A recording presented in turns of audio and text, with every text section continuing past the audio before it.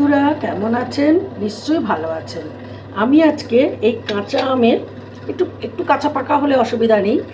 আমি একটা আম নিয়েছি, কাঁচা আমের একটা রেসিপি দেখাবো পদ। রান্নাটা মূলত মধ্য ভারত, পশ্চিম ভারত এই দিকে হয়। রান্নাটার নাম হলো কেড়ি কারি। হ্যাঁ, কাঁচা আমের রান্না। এটাতে মূলত যেটা দেবো এই রান্নাটার সাথে, এই আমটা না একটু যে পাকা ঠিক যায় সেই দিকেও ভীষণ ভালো হয়। একটু এই একটা আমেতে একটু আদা জিরি জিরি কুচিয়ে দেবো, পেঁয়াজ কুচোবো, কাঁচা লঙ্কা কুচোবো, এই যেরকম আম নেবেন সেই পরিমাণে আর কি। একটুখানি রসুন কুচি করব, একটা ফোড়নের ভাজা করব, জিরে, সর্ষে, মৌরি আর মেথি, একটু হিং দেব, একটু তেল দেব, আর হলুদ, নুন, এমনি গুঁড়ো জিরে তো দেবই। তাছাড়া দেব হচ্ছে, রান্নাটা পুরোটা হয় হচ্ছে গুড়ে। হ্যাঁ, চাইলে মিশ্রি দেওয়া যায়, তবে চিনি দিয়ে আমি কখনোই খাইনি এবং হয় না, এটা গুড় যায় ভালো আর কি। মিশ্রি, গুড় এগুলো ভালো যায়। আমি এবারে এগুলো কাটছি, কেটে কুটে রান্নাটা শুরু করছি। আচ্ছা, আমের আঁটি ফেলে একদম এরকম টুকরো টুকরো করে কেটে নিয়েছি। আধখানা ছোট পেঁয়াজ কেটে নিয়েছি। ওই যে রসুনটা দেখালাম এরকম জিরি জিরি করে কেটে নিয়েছি। লঙ্কাটা চিড়ে নিয়েছি।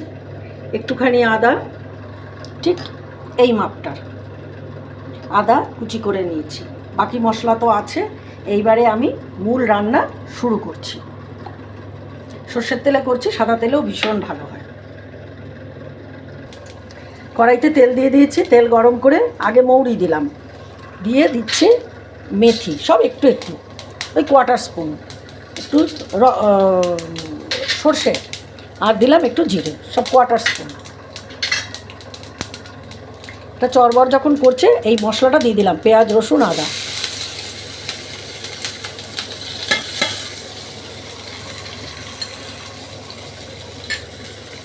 দিয়ে একটু নরম আছে ভাজবো। একদম সিম করে রেখেছি, এটা নাড়ানাড়ি হবে সিমেতে, আঁচটা বাড়াচ্ছি না। রান্নাটা না করুন, করলে বুঝবেন যে পুরো একটা অন্য ধরনের খাবার। যারা খান, যারা বাইরে যান ঘুরতে, তারা তো এটা খেয়েই থাকবেন, যদি খেয়ে থাকেন তো। কেড়ি কারি এটাকে বলা হয়। মেইনলি আমটা যখন একটু কাঁচা থেকে কাঁচা পাকা হয় তখন বেশি ভালো লাগে, কাঁচা আমেও ভালো লাগে।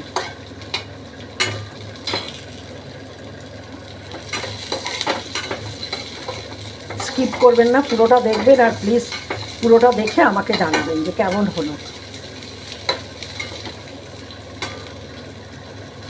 এখন তো আম উঠবেই। ধরুন বাড়িতে দুদিন একটা আম রয়ে গেছে, একটু যেন আমাদের কাঁচা ভাবটা একটু কমে গেছে, একটু যেন মনে হচ্ছে যে একটু যেন হলদে ধরছে ধরছে, কিন্তু টকটা তো ঠিকই আছে, তখন এই রান্নাটা করে ফেলবেন। মনে হচ্ছে না যে কীরকম রান্না রে বাবা, পেঁয়াজ রসুন দিয়ে আবার কাঁচা আম রান্না হচ্ছে, আম রান্না, যদি এটা পেঁয়াজ রসুন দিয়েই হয়। এবার আমের পরিমাণ হিসেবে, এটা যদি 4টে আম হয় তখন আবার এর পরিমাণটা বাড়বে। আমি একটা আমি দেখাচ্ছি যেহেতু, সেটা এই রকম আঁচটা কম করে এরমভাবে নাড়ছি। এটা একটু হোক, এটা একটু নরম হবে। হ্যাঁ, নরম হলে বাকি মশলা দিয়ে আরম্ভ করব।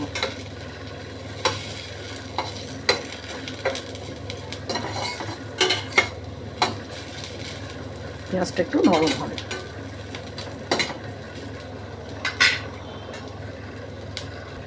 একটু নুন দিয়ে দিচ্ছি, নুন যাবে, এটা হাফ স্পুন দিয়ে দিলাম, নুন যাবে।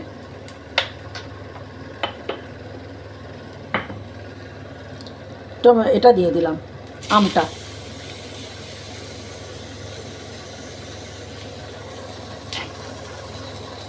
কাঁচা লঙ্কাটা দিয়ে দিলাম।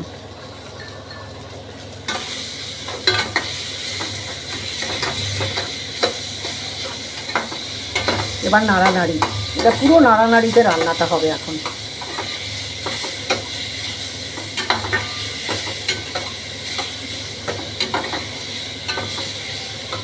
ওই ফোড়নটা কিন্তু খুব দরকার। হ্যাঁ, মৌরি, জোয়ান, মৌরি, মেথি, সর্ষে আর জিরে, এটাকে আমি এখন মিডিয়াম টু লোতে নাড়ানাড়ি করছি।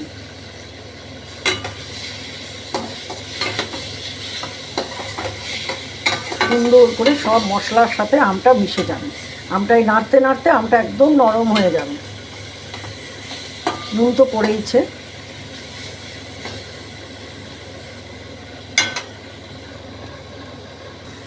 এখন আমি 1 চিমটে নুন হিং দিয়ে দিলাম, একদম 1 চিমটে, কিন্তু মানে একেবারে পিঞ্চ যাকে বলে। হ্যাঁ, আমের ওপরে নির্ভর করবে, অনেক বেশি আমে আর একটু দেওয়া যায়।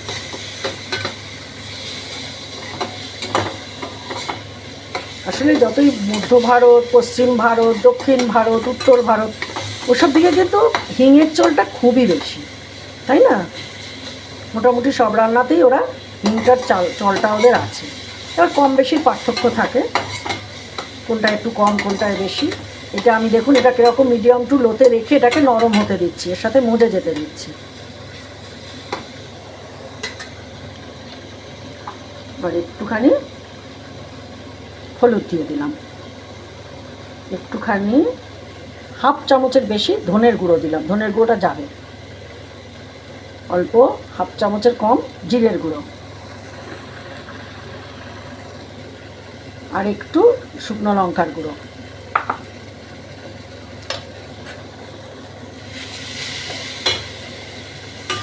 আবার নাড়ানাড়ি করবো এই মশলার সাথে, নরম হয়ে যাচ্ছে।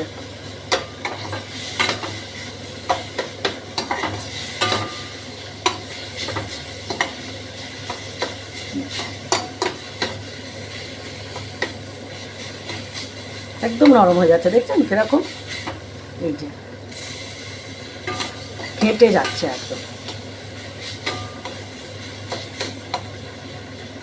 তা রুটি, পরোটা, নান রুটি, মোটা মোটা রুটি হয় যেগুলো, সেগুলো সব দিয়ে খাওয়া যাবে। পরোটা পুরো একটা মানে সবজির মধ্যে পড়ে।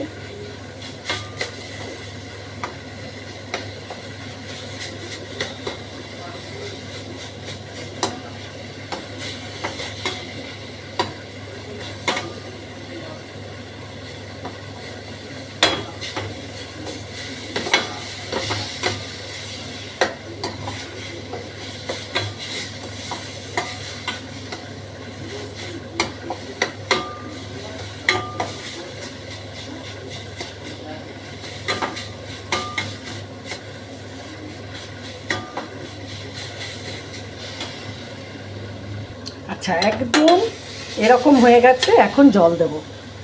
জলটা যে পাতলা খেতে চাইবে পাতলা, যে একটুখানি ঘন চাইবে ঘন।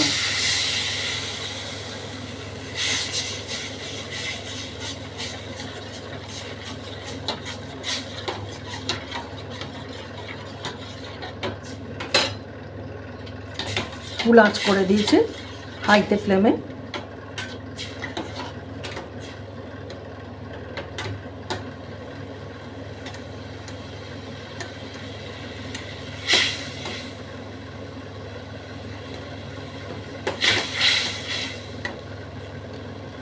ফুটে আসলে একটু কমিয়ে দেবো।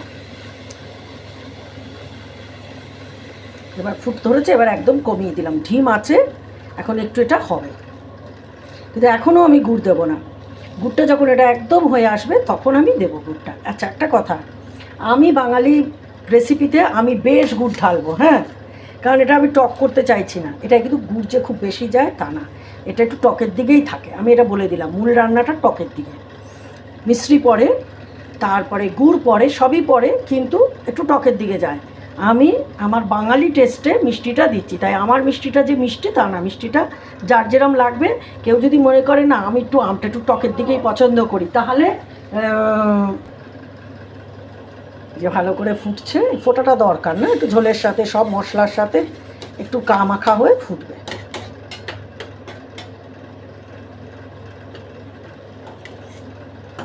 আপনারা প্লিজ আমাকে লাইক, শেয়ার, সাবস্ক্রাইব করবেন, ডিসলাইকও করতে পারেন, কিন্তু আপনারা একটুখানি কমেন্ট করে জানাবেন,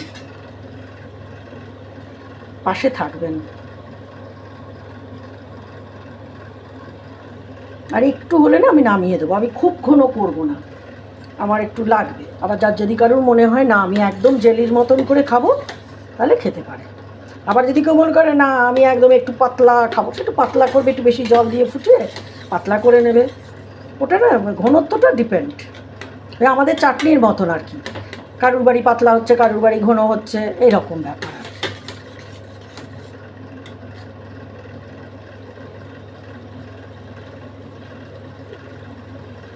একটা পেঁয়াজ একটু জেগেছিল, সেটাকে বসিয়ে দিলাম।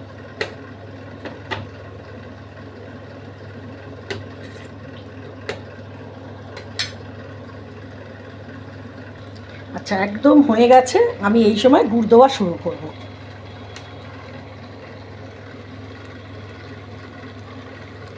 আমি একটু বেশি গুড় দেবো।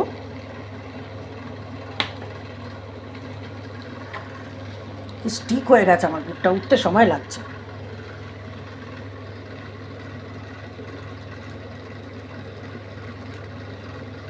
একটু নেড়ে দিই, গুড়টা দিচ্ছি তো, গুড়টা দিয়ে নেড়ে দিই। নেড়ে দিলে আবার একটু জল বেরিয়ে আসবে, মিষ্টি জিনিস তো। আরও 2 চামচ আমি দেবো, দিয়ে আমি টেস্ট করে দেখবো যে আমি যে মিষ্টিটা পছন্দ করি সেটা হচ্ছে কিনা, তারপরে আমি আবার দেবো।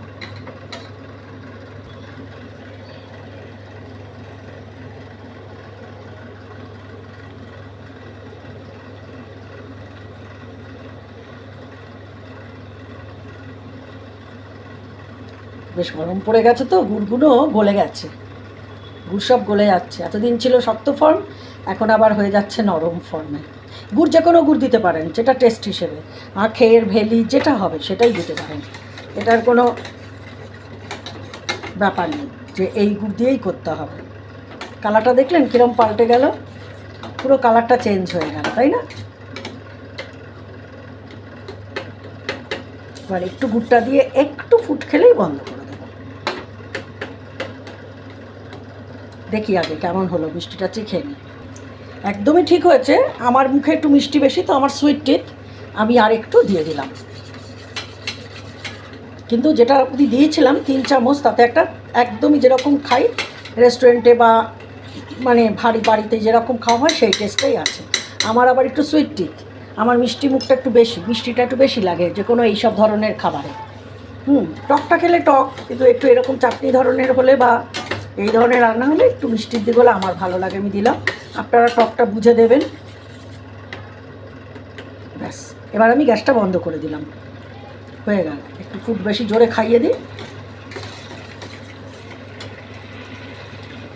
হয়ে গেল এই আমার কেরি। এটা কিন্তু ঠান্ডা করে পরিবেশন করতে হয়, একদম ঠান্ডা ঠান্ডা, গরম নয়, ঠান্ডা করে। তারপর এবার বেড়ে দেখাচ্ছে কেমন হলো আমার কেরি। ঠিক এইরকম, হ্যাঁ, চিটে ভাব আসবে না। গুড়ের তো একটু বুঝে শুনে করতেই হবে।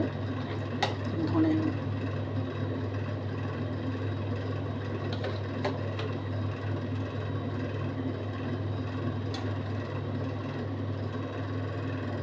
এটা কীরকম জানেন তো, খাবারের পাশে 2 চামচ, তাই দিয়েই ব্যাস একটা, ওই সাইডে যেরকম পুদিনার চাটনি এরকম চাটনি হয় সেরকমভাবে এটাকে দিয়ে ভাতের পাশে বা পরোটা, নান যা খাবেন, রুটি, তার সাথে খাওয়া হয়ে যাবে।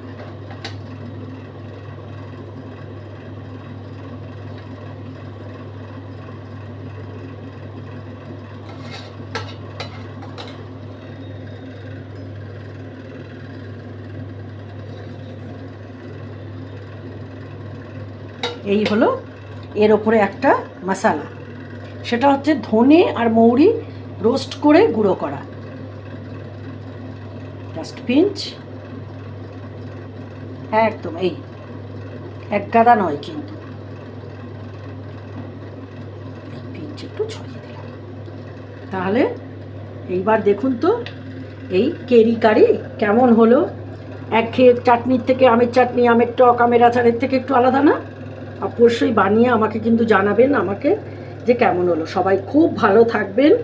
আজ আমি আসি।